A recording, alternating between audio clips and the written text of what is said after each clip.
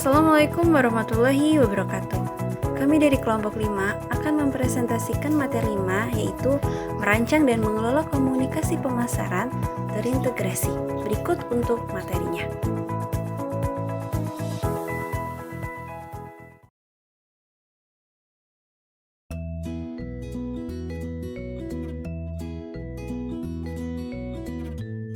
Komunikasi pemasaran atau marketing communication adalah usaha yang dilakukan untuk menginformasikan, membujuk, mengingatkan, atau menyampaikan kepada publik atau konsumen mengenai keberadaan produk maupun jasa yang dijual dan beredar di pasar agar dikenal, dibeli, kemudian menjadi pelanggan. Komunikasi pemasaran memegang peranan sangat penting bagi pemasar. Tanpa komunikasi, konsumen maupun masyarakat secara keseluruhan tidak akan mengetahui keberadaan produk di pasar. Penentuan siapa saja yang menjadi sasaran komunikasi akan sangat menentukan keberhasilan komunikasi. Dengan penentuan sasaran yang tepat, proses komunikasi akan berjalan efektif dan efisien. Pentingnya komunikasi pemasaran. Komunikasi pemasaran memegang peranan yang sangat penting bagi perusahaan karena tanpa komunikasi, konsumen maupun masyarakat secara keseluruhan tidak akan mengetahui keberadaan produk di pasar. Komunikasi pemasaran juga secara berhati-hati dan penuh perhitungan dalam menyusun rencana komunikasi perusahaan. Penentuan siapa saja yang menjadi sasaran komunikasi akan sangat menentukan keberhasilan komunikasi. Dengan penentuan sasaran tepat, proses komunikasi akan berjalan efektif dan efisien. Peran komunikasi pemasaran dalam operasional perusahaan. Komunikasi pemasaran memiliki peran yang sangat penting, seperti yang disampaikan Philip Kotler dan Kevin Lane Keller. Dalam sebuah organisasi atau perusahaan, komunikasi pemasaran memiliki peranan memberikan informasi, membujuk, mengingatkan konsumen secara langsung maupun tidak langsung tentang produk dan merek yang dijual. Komunikasi pemasaran melaksanakan banyak fungsi kepada konsumen atau pasar sasaran, terutama memberitahu dan memperlihatkan seputar bagaimana dan mengapa produk itu digunakan, siapa pasar sasarannya, di mana dan kapan produk itu diperoleh. Lingkungan komunikasi pemasaran sesuai dengan perkembangan teknologi, proses komunikasi juga mengalami perubahan seperti halnya akhir-akhir ini maraknya perkembangan internet. Tentunya ini juga akan mempengaruhi terhadap konsumen dalam memperoleh informasi suatu produk. Komunikasi pemasaran mampu membentuk ekuitas merek dan penjualan produk. Memang dikatakan oleh Kotler dan Keller dalam perkembangan lingkungan komunikasi pemasaran yang perubahannya sangat cepat, komunikasi pemasaran melalui iklan bukanlah satu-satunya atau bahkan yang paling penting dalam membentuk ekuitas merek dan mendorong penjualan. Namun, dengan melalui bauran komunikasi pemasaran yang dilaksanakan secara terintegrasi dapat meningkatkan ekuitas dan mendorong penjualan. Bahkan dengan meluasnya komunikasi ini dapat menjangkau pasar yang lebih luas. Tujuan komunikasi pemasaran. Secara keseluruhan, tujuan dari komunikasi pemasaran ini ada 3, yaitu sebagai berikut. 1. Menyebar informasi baik tentang produk dana atau perusahaan. 2. Membujuk atau mempengaruhi untuk melakukan pembelian. 3. Mengingatkan khalayak atau audiens untuk melakukan pembelian kembali.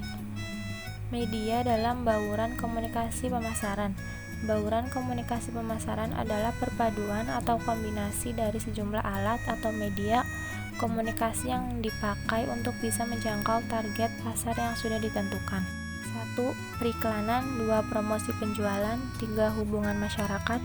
4. Penjualan personal. 5. Pemasaran langsung. Unsur dan proses komunikasi pemasaran. Proses komunikasi pemasaran adalah sebuah cara atau tahapan dalam menyampaikan informasi tentang sebuah produk yang dipasarkan kepada khalayak yang sudah dijadikan sebagai target. Terdapat beberapa unsur yang ada di dalam marketing communication, yaitu sebagai berikut. 1. Komunikator. 2. Pesan. 3. Saluran. 4. Komunikasi. 5. Feedback. Mengembangkan komunikasi efektif. Komunikasi efektif itu komunikasi yang mampu menghasilkan perubahan sikap atau attitude change pada orang lain yang bisa terlihat dalam proses komunikasi. Tujuan komunikasi efektif itu ada dua. Satu, memberikan kemudahan dalam memahami pesan yang disampaikan antara pemberi informasi dan penerima informasi. Dua, agar pengirim informasi dan umpan balik atau feedback dapat sehingga tidak terjadi monoton. Event sponsorship. Sponsorship adalah suatu bentuk kegiatan yang berbasis kesepakatan dari pihak pengiklanan dan juga pihak yang ingin memasang suatu iklan. Di sini kesepakatannya berupa pembayaran sejumlah dana. Dengan gantinya pihak yang pengiklan mempromosikan produknya ke masyarakat luas. Menurut Colson dan Thomas, event sponsorship adalah suatu bentuk kegiatan yang memiliki tujuan untuk meningkatkan citra perusahaan dan membuat masyarakat mengingat nama dari brand perusahaan tersebut.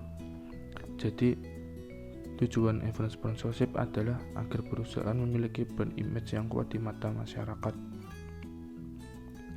Event sponsorship adalah suatu bagian dari strategi komunikasi bisnis yang sangat berguna untuk membangun dan meningkatkan kepercayaan masyarakat kepada brand perusahaan. Dengan percayanya masyarakat pada brand perusahaan, maka minat pembelian produk masyarakat juga akan ikut meningkat. Untuk mencapai tujuan yang ditetapkan perusahaan, maka perlu dilakukan suatu perencanaan yang matang dari sebuah sponsorship. Menurut J.R. Rochester dan L. Percy, perencanaan event sponsorship menyangkut yang pertama, target audience reach, yaitu segmen yang akan dicapai oleh perusahaan. Dalam memilih jenis event sponsorship yang akan diselenggarakan, perlu diperhatikan segmen mana yang akan dicapai oleh perusahaan. Yang kedua, ada compatibility with the company's or brand positioning, yaitu posisi produk di mata konsumen itu penting. Semakin produk perusahaan berkesan di mata konsumen, semakin tinggi pula minat konsumen terhadap produk tersebut. Dan yang terakhir ada message capacity, yaitu fasilitas yang didapat perusahaan dalam event sponsorship. Perusahaan yang mensponsori suatu kegiatan biasanya mendapatkan fasilitas untuk mendapatkan manfaat dari kegiatan tersebut. Viral marketing. Definisi dari viral marketing adalah merupakan teknik pemasaran yang memanfaatkan jaringan sosial, baik itu melalui dunia maya maupun offline, yang bertujuan untuk bisa menyampaikan pesan dan iklan kepada konsumen di pasaran. Adapun ciri-ciri viral marketing. 1. Produk dipromosikan melalui email, di jaringan sosial, komunitas, situs iklan. 2. Harga cukup murah, karena biaya promosi sangat minim dan tidak menggunakan media iklan konvensional. 3. Produk memiliki manfaat dan nilai guna. 4. Produk dijual langsung hanya melalui satu orang alias tidak melalui perantara dan komisi penjualan diterima langsung oleh si penjual. 5. Mirip direct selling namun bukan menggunakan sistem DS, LML atau sistem piramid sehingga harga jual lebih murah. Adapun keuntungan dari viral marketing. 1. Promosi melalui internet membuat lebih cepat, hemat waktu, dan biaya promosi lebih murah. 2. Bisa disampaikan kepada siapa saja yang memiliki dan bisa memakai internet. Pengertian dari boost marketing. Boost marketing adalah strategi marketing untuk meningkatkan engagement atau penjualan bisnis melalui mulut ke mulut. Adapun mulut yang dimaksud dalam hal itu adalah mulut dari para buzzer. Adapun kelebihan dari boost marketing. 1. Biaya yang dikeluarkan untuk membuat boost marketing tergolong murah. 2. Boost marketing lebih mudah menaikkan nama brand. 3. Boost marketing menjadikan produk atau jasa lebih mudah dikenal orang, sehingga penjualan bisa meningkat. 4. Dengan internet, boost marketing lebih mudah terjadi.